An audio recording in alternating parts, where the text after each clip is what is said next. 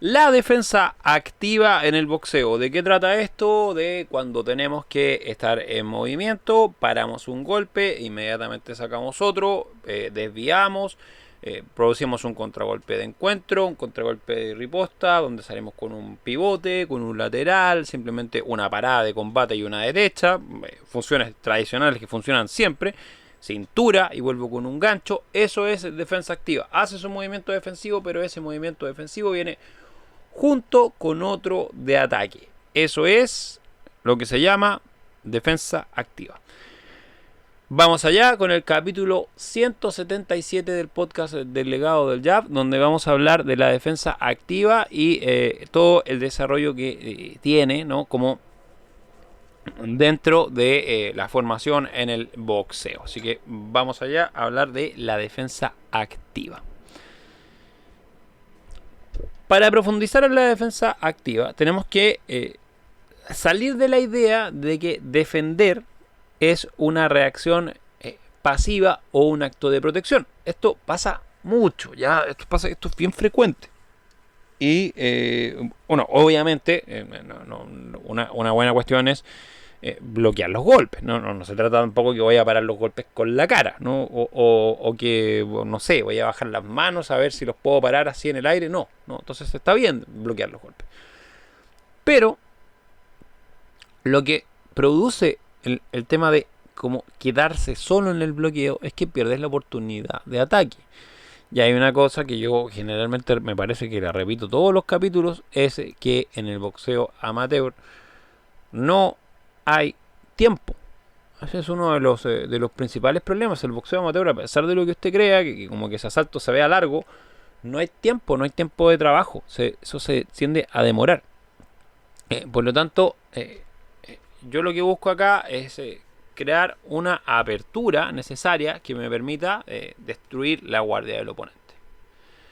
Entonces, el primer punto de la defensa activa es la economía de movimiento combinada con la anticipación. Siempre el boxeador no tiene que hacer grandes desplazamientos. Hay una cuestión que yo voy a hacer una campaña para eliminarla, que es esta idea muy extraña, la he visto recientemente en sparring, de irse a colgar a las cuerdas. Como que el boxeador se va para atrás y se cuelga en las cuerdas y hace cosas raras en las cuerdas. Ese es un movimiento exagerado, un movimiento que gasta energía, un movimiento que te deja mal parado y un movimiento que no te permite una correcta posición para combatir. Por lo tanto, no es un movimiento energéticamente eficiente, todo lo contrario. Ese es un ejemplo bastante claro, ¿no? O un doble paso atrás, ya, o un pivot.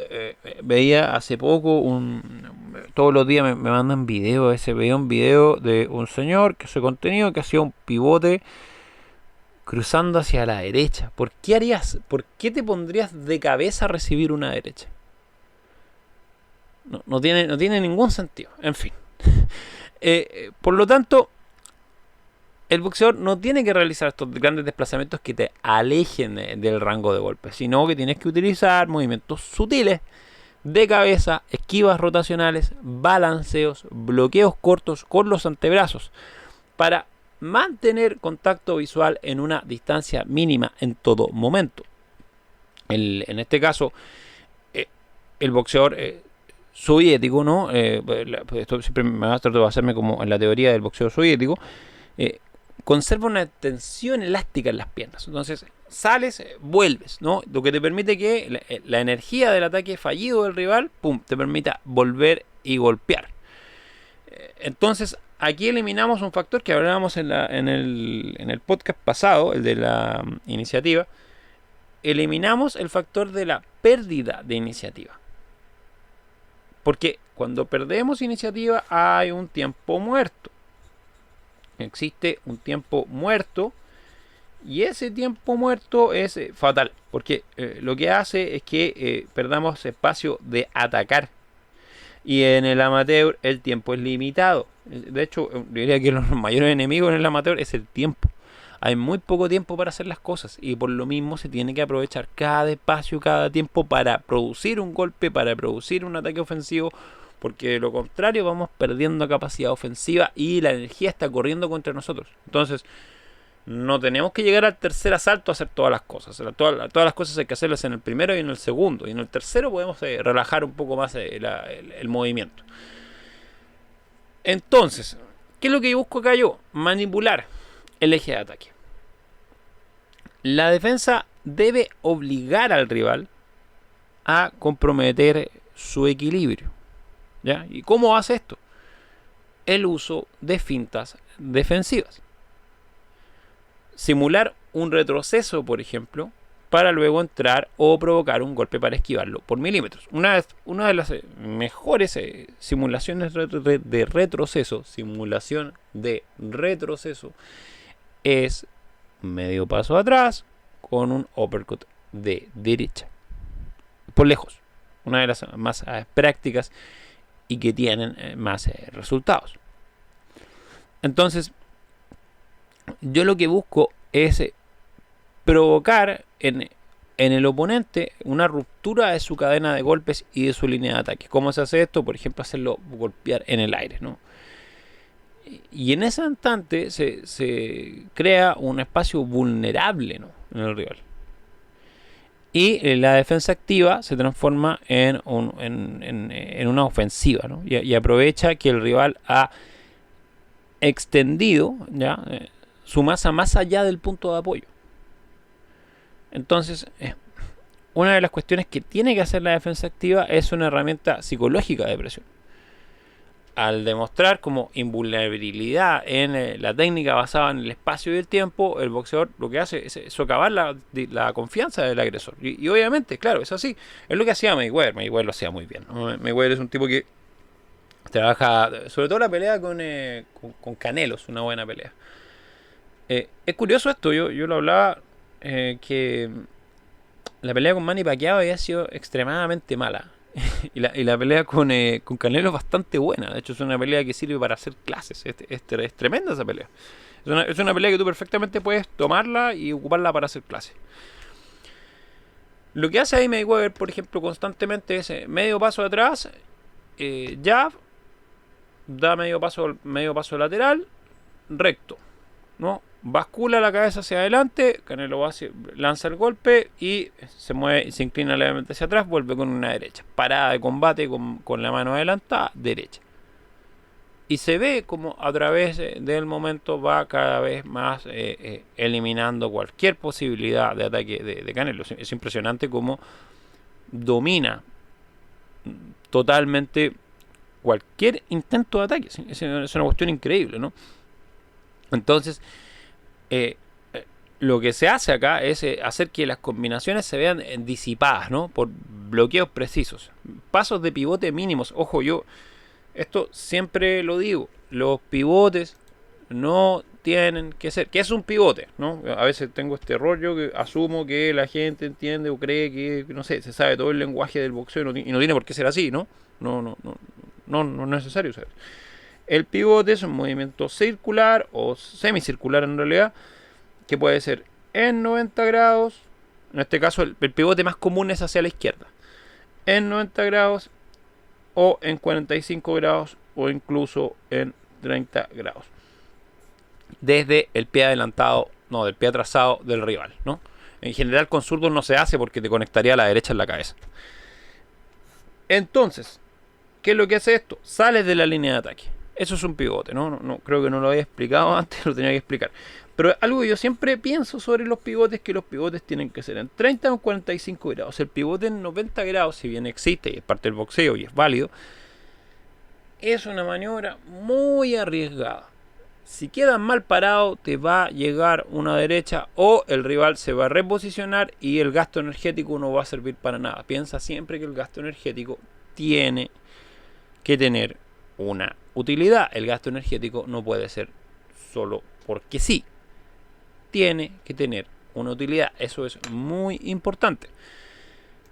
Entonces, lo que hago yo acá es dejar que el rival cae en frustración, en desorden táctico y la defensa activa permite que voy controlando el ring mientras el rival cree que tiene iniciativa. Entonces, siempre termino en una posición angular de donde puedo conectar una derecha, un cruzado de izquierda, una derecha al plexo. En este caso, por ejemplo, los boxeadores zurdos lo hacen bien. Boxeador zurdo de buen nivel, lo primero que va a hacer siempre es ganar el pie adelantado, sale hacia su derecha y te va a centrar la izquierda en el plexo y en el rostro. Y lo puede hacer toda la noche si quieres, ¿no?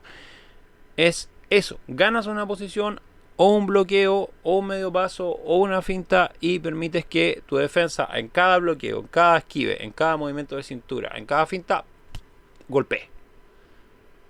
Entonces tienes una herramienta de presión que permite constantemente renovar el ataque. Eso es. Formas de trabajar esto, yo diría, bastante sencillas, ¿no? En general se pueden trabajar con paragolpes, ¿ya? Jab, recto, jab. El entrenador lanza un recto, yo me muevo al lateral y lanzo un recto, ¿no? Ahí tengo una. Formas de hacerlo en escuela de combate. Tengo un compañero, el compañero lanza un cruzado de izquierda y una derecha, yo me bajo y vuelvo con contragolpe de encuentro con la izquierda inmediatamente y con la mano arriba. Entonces, ¿qué es lo que hago ahí? En tránsito de la derecha lo contragolpeo de encuentro. Y eso provoca un desequilibrio, ¿no? Y en último término, diría que una de las cosas que funciona bastante bien es entender la lógica de los medios pasos. Medios pasos. No tener una cantidad de pasos exagerados, ¿ya?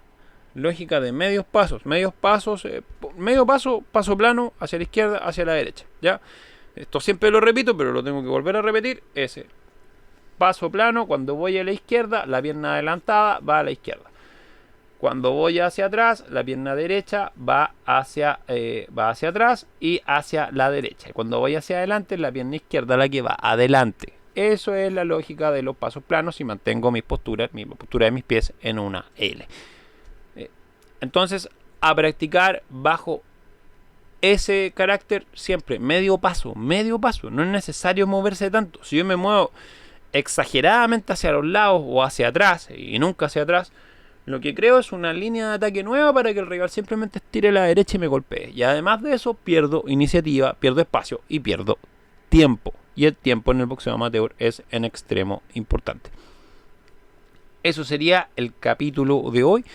Capítulo 177 del podcast del legado del jab. Una de las cosas que quería mencionar, bueno, tenemos talleres en el legado del jab.cl, taller de boxeo soviético, taller de boxeo grandes maestros norteamericanos, Cus D'Amato, Eddie Fuchs, Emmanuel Stewart, probablemente el mejor entrenador del siglo XX. Taller de táctica de boxeo soviético. Este es un taller avanzado. Tienes 6 horas de clase. También tiene manual de ejercicios, manual de combate y 10 audios de trabajo. Y taller de habilidades en el boxeo. Es todo un pack inicial, ¿no? Para comenzar a trabajar en el boxeo. Esos son los talleres disponibles en legado del jab.cl. Así que ahí estamos hablando sobre, bueno, si les interesa, y recuerden que estamos en todas las redes: Instagram, Facebook, YouTube, Spotify, por supuesto, y también TikTok. Claro está, TikTok tenemos todo un contenido variado. Así que síguenos para más en el legado del jab y escúchanos en Spotify y también en YouTube.